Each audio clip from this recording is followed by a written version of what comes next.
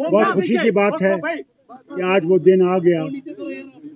2014 में वोट नहीं दे सका क्योंकि मैं अस्पताल में था विलायत में, मगर अल्लाह का शुक्र है कि आज पार्लियामेंट्री इलेक्शन में मैं आपके पास खड़ा हूँ।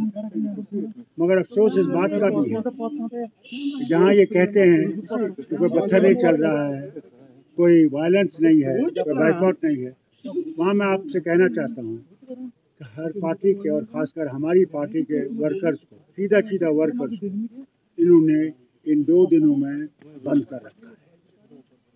एक तरफ से ये कहते हैं कि इलेक्शन बहुत आज़ादी से हो रहा है, तो मुझे बताइए, मैं होम मिनिस्टर साहब से पूछना चाहता हूँ, प्राइम मिनिस्टर से पूछना चाहता हूँ, हमारे वर्कर्स को क्यों बंद किया गया? क्या वो डरते हैं कि वो हार जाएंगे?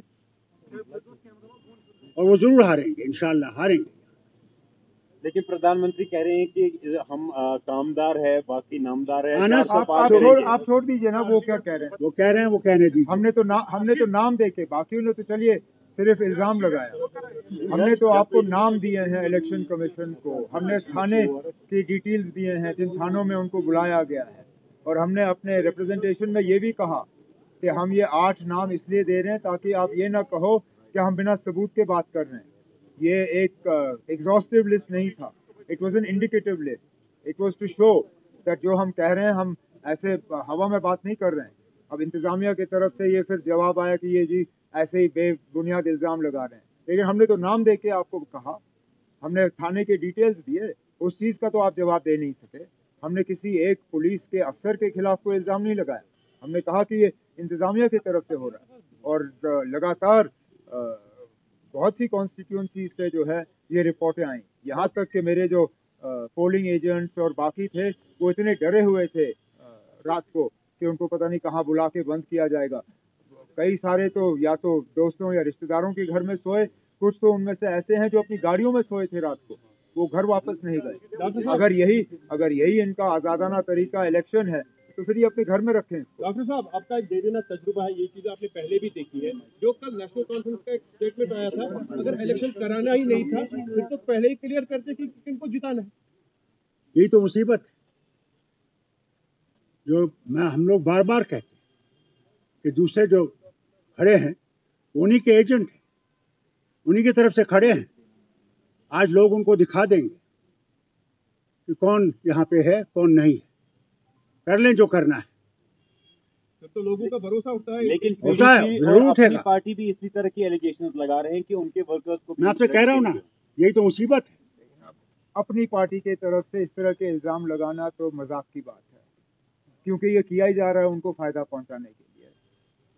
और है कौन मरकज़ की तरफ से इलेक्शन लड़ने के लिए? और ज़रा बताएं कौन से वर्कर? मैं फिर ये बात दोहराता हूँ ना, हमने तो कम से कम आपको नाम दिए, थानों के डिटेल्स दिए, वो ज़रा बताएं कौन है और किस थाने में लिया गया। अब चलिए जो हुआ सो हुआ, रात गई बात गई, आज नया दिन है। अब उम्मीद करते हैं कि हमारे वर्करों को इस तरह तंग नहीं किया जाएगा। आज हम पोलिंग बूथ के बाहर खड़े हैं, हमने अपने वोट का इस्तेमाल किया। हमारे साथ 2 फर्स्ट टाइम वोटर हैं जो पहली मर्तबा वोट डाल रहे हैं। ये पहली बार है कि हमारी फैमिली की 3 पीढ़ियां जो हैं एक साथ वोट डालने आए। मैं यही उम्मीद करूंगा कि बाकी जगहों में भी इसी तरह अपने जमहूरी हक का जो है वोटर इस्तेमाल करें। अगर के ये कहा गया है कि कोई बॉयकॉट नहीं है, किसी तरह की वायलेंस नहीं है, किसी तरह का खतरा नहीं है, तो फिर बढ़ चढ़ के लोगों को जो है इस इलेक्शन में हिस्सा लेना चाहिए, अपने वोट का इस्तेमाल करना चाहिए, क्योंकि आखिरकार यही एक जमहूरी तरीका है जिससे कि हम अपनी आवाज़ जो है वो बुलंद कर सकें। ये चीज़ पहली बार हो रही है, यहाँ कोई हड़ताल इस बार नहीं है कोई। आज इलेक्शन के दिन अब आप शाम तक वेट करके देखते हैं ना इसका कितना असर पड़ेगा। आप कहते हैं कि कोई बॉयकॉट कॉल नहीं है, ठीक है ना, अब नहीं है, तो इसका वोटरों पे कितना असर पड़ेगा?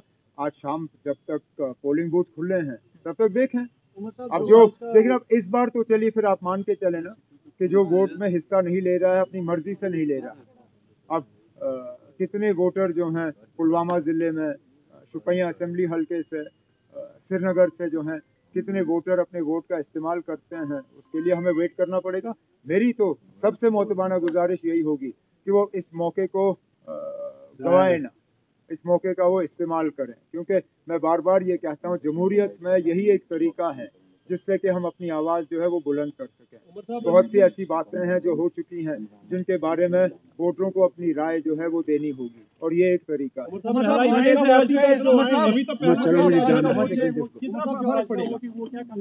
से कह सकता हूँ क्या कन्वे करेगा, वो तो रिजल्ट कन्वे करेगा ना। मैं तो ये कहूँगा कि अगर नेशनल कॉन्फ्रेंस के लिए वोट आया, क्योंकि हमने तो बार बार इस इलेक्शन में 5 अगस्त 2019 के हवाले से बात की, 370 को यहाँ से हटाने की बात की, जो हमारे साथ पिछले 5 साल में जो नाइंसाफियाँ हुई हैं उसका हमने जिक्र किया है। जाहिर सी बात है इंशाल्लाह जब नेशनल कॉन्फ्रेंस के उम्मीदवार जीतेंगे तो अक्सर बेशतर वोटरों की भी यही राय होगी जो हमारी है, लेकिन ये सवाल आप मुझसे तब पूछिए जब 4 जून को नतीजे होंगे।